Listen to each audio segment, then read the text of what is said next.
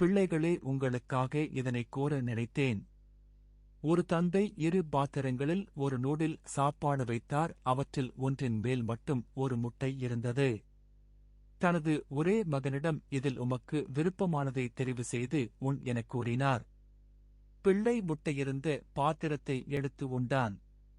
அடுத்த பாத்திரத்தில் இருந்த உணவை உண்டார். அதனை மகன் பார்த்தான். அதற்கு உள்ளே 2 முட்டைகள் இருந்தன. அடுத்த நாள் அதேவிதமாக 2 சாப்பாட்டு பாத்திரம் வைக்கப்பட்டிருந்தது. மகனிடம், உமக்கு விருப்பமானதை எடுத்து உண் என்றார். அவர் முட்டை இருக்காத பாத்திரத்தை எடுத்து உண்ணத் தொடங்கினான். அதிலே ஒரு முட்டையும் இருக்கவில்லை. தந்தை அடுத்த பாத்திரத்தில் இருந்த உணவை எடுத்து உண்டார். அதில் 2 முட்டைகள் இருந்ததை பிள்ளை பார்த்தான். அடுத்த நாள் அதே விதமாக 2 பாத்திரத்தில் உணவு இருந்தது. தந்தை, உமக்கு விருப்பமானதை எடுத்து உண் என்றார்.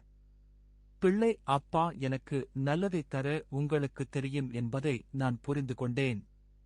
நீங்கள் உங்களுக்கு விருப்பமானதை எனக்கு எடுத்துத் தாருங்கள் என்றான். அவன் அன்று 2 முட்டைகளுடன் உணவை சுவைத்து உண்டான். இது முகநூலில் நான் பார்த்த ஒரு கதை. இதனை ஏன் அவர் முகநூலில் எழுதினார்? அவர் நோக்கம் என்ன என பிள்ளைகளே உங்களுக்கு புரிகின்றதா? தந்தைமாரே, உங்களுக்கு என்ன புரிகிறதென கூறுவீர்களா? பிள்ளைகளே, உங்களுக்கு ஏதாவது புரிகின்றதா? அவர் எந்த நோக்கத்துக்காக முகநூலில் பதிவிட்டாரோ தெரியாது. நீங்களும் உங்கள் தந்தைமாரும் மற்றவர்களும் என்ன நினைக்கின்றீர்களோ தெரியாது. ஆனால் நான் புரிந்து கொண்டதை இங்கு குறிப்பிடுகின்றேன். பிள்ளைகளே, நீங்கள் உங்கள் தந்தையை குறைவாக மதிப்பிடக்கூடாது. உலகத்தில் உள்ள உங்கள் சூழலில் எவர் எப்படி இருப்பாரோ தெரியாது. உங்களுக்கு நல்லதைச் செய்ய கடவுளுக்கு அடுத்தபடியாக உள்ள மனிதர்கள் உங்கள் தாயும் தந்தையும்தான். உங்களுக்கு நல்லதையே செய்ய நினைக்கும் தாயும் தந்தையும் பிள்ளைகளுக்கு எவ்வாறு புத்தி சொல்ல வேண்டுமென்பதை இந்த கதை காட்டுகிறது. அது தாய் தந்தையரின் கடமை. பிள்ளைகள் உலகத்தில் எல்லோரையும் விட நல்லதைச் செய்ய உள்ளவர் என்பதை புரிந்து கொள்ளுமாறு தாயையும் தந்தையும் நடந்து கொள்ள வேண்டும்.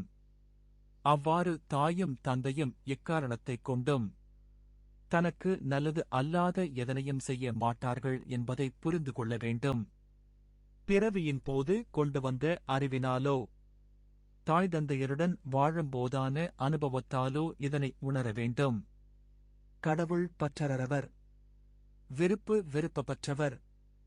ஆனால் உங்களில் அளவு கடந்த அன்பு கொண்டுள்ளார். ஆனால் அவர் தராயத்தமாக உள்ள நல்லாதையே அவரிடம் கேட்டுப் பெற வேண்டும். கேட்காமல் பெற முடியாது. அவர் உங்களுக்கு நல்ல தீர்மானம் எடுக்கும் ஆற்றலை மட்டுமே தருவார். இந்த உலகத்தை சுவர்க்கமாக்கிக் கொள்ளுவதும் நரகமாக்கிக் கொள்ளுவதும் உன்னை பொறுத்தது. உன் செயல்களே அதனை தீர்மானிக்கும். தன்விருப்பப்படி பெற்ற உணவை விட அவர் தரவிருப்பமாக வைத்திருந்த உணவை அவரிடம் கேட்டுப் பெற்றதால் 2 முட்டைகளுடன் சந்தோஷமாக உண்ண முடிந்தது. கேட்காமலும் இருந்திருக்க முடியும். உமது தீர்மானம் எதுவோ அதுவே நடந்திருக்கும். கேட்டிருந்தால் 2 முட்டையுடன் உணவு தருவது அவர் வேலையல்ல. அவர் தந்ததெல்லாம் நீர் நல்ல தீர்மானத்தை எடுக்கக்கூடிய ஆற்றல் மட்டுமேயாகும். கடவுள் உமக்கு வேறு எதனையும் தரமாட்டார். பணமோ கல்வியோ வேறமோ எதனையும் அவர் தரமாட்டார்.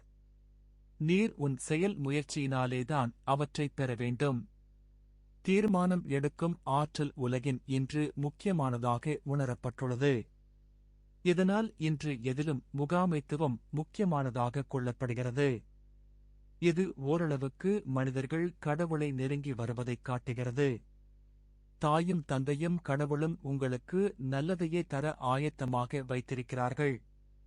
நீங்களாகவே எடுத்துக் கொள்ள வேண்டும். ஆனால் நீங்களாக கேட்காமல் நல்லதை பெற முடியாது. ஆனால் உங்கள் விருப்பப்படி தீர்மானம் எடுத்தால் உங்கள் சரியான தீர்மானமாக இல்லாதவிடத்து நன்மையை அனுபவிக்கலாம் என்றில்லை. நீங்கள் யாரிடமும் கேட்காமல் நல்ல தீர்மானம் எடுக்க உதவி செய்வதற்கென்றே இருக்கின்ற தந்தை கடவுள்தான். உனது இப்பிறவித் தந்தைதான் நீர் இந்த உலகில் காணும் தந்தையாகும்ட. கண்ணுக்கு புலப்படாத தந்தை கடவுள். கடவுளில் உனக்கு திடமான நம்பிக்கை இருந்திருந்தால் கடவுள் உனக்கு உதவியிருக்கலாம். தந்தையை முழுதாக நம்பியது போல கடவுளையும் முழுதாக நம்பியிருந்தால் உமக்களிக்கப்பட்டு 3 சந்தர்ப்பங்களிலும் 2 முட்டைகளையே எடுத்து உண்டிருக்கலாம். இதுதான் உண்மை. நீங்கள் கண்முன் காணும் கடவுள்கள் 2, ஒன்று தாய், அடுத்தது தந்தை.